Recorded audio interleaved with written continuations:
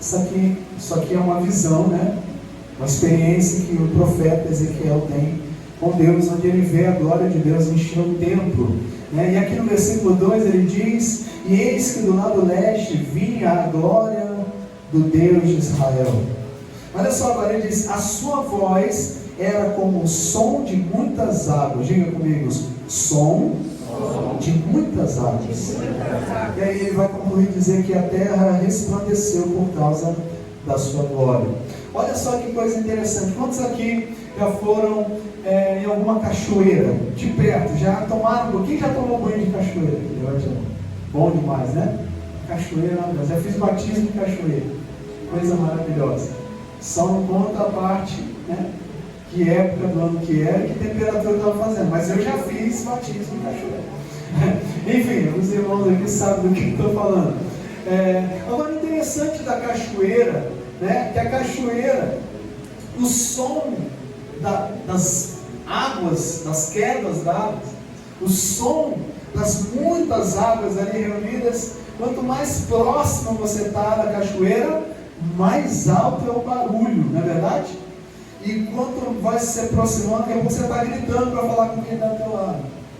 Não é assim? Aí imagina, não sei se alguém já foi para as cataratas do Iguaçu, alguém já foi? Ninguém, ó, que bênção, leva nós quando você for, bênção. Você imagina, eu imagino, né? Você já sabe o barulho que deve ser daquelas águas, né? Aquela quantidade, aquele volume de água caindo, aquele barulho, eu só imagino, porque eu nunca fui, que quem chega ali muito perto deve ter que falar alto, deve ter que gritar.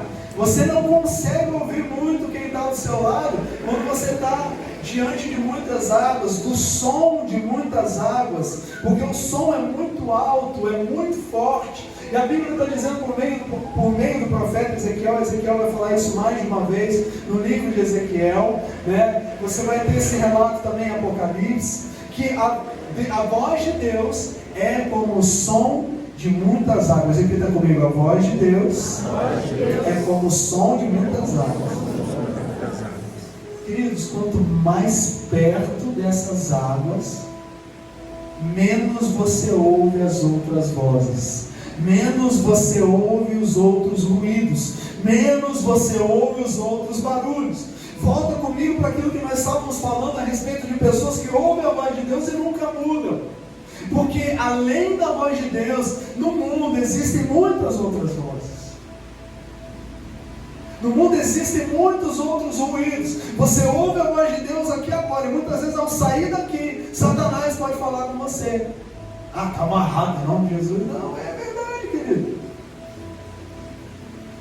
Pode falar através da incredulidade, através de uma notícia, gerar desânimo, incredulidade. Você saiu daqui dizendo: Deus me ama, Deus tem um propósito. Chega lá fora, chega muitas vezes na própria família, uma situação lá, diz assim: não, minha família, olha como é que está. Ruídos externos, barulhos, vozes. E ali no livro de 1 Coríntios, capítulo 14, 1 Coríntios 14,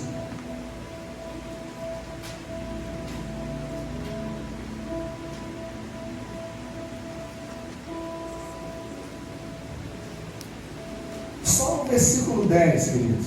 Não vou conseguir contextualizar, tá? Mas você pode estudar em casa, ver ali o que ele fala. Está falando das línguas estranhas e de comunicação.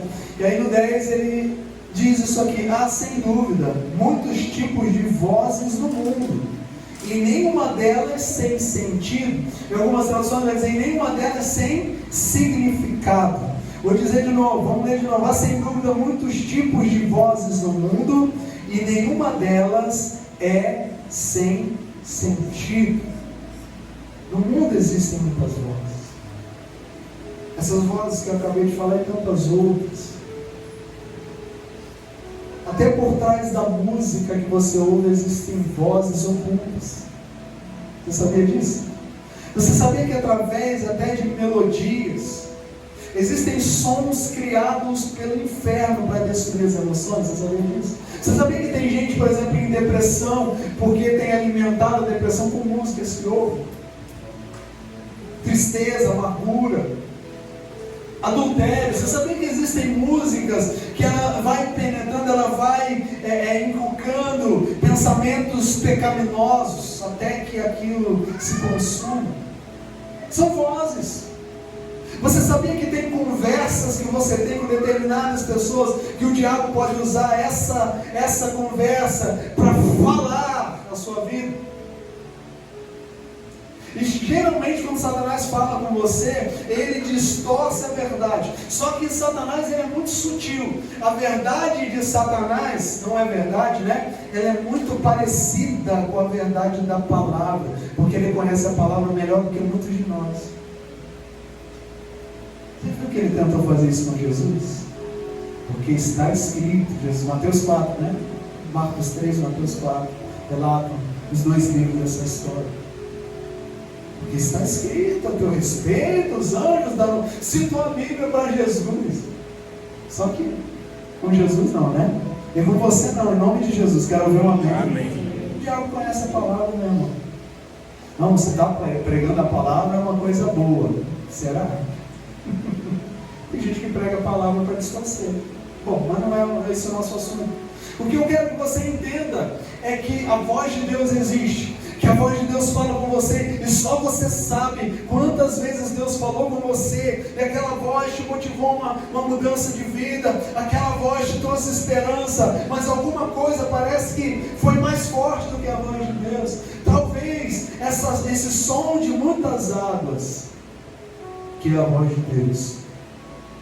A voz de Deus é a voz de Deus, ela é poderosa.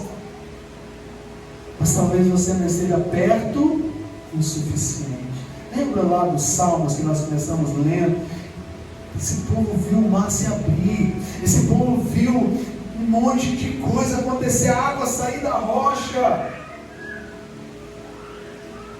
Mas eles não conheciam a Deus. O coração deles estava longe. É possível estar num lugar e o coração não está ali.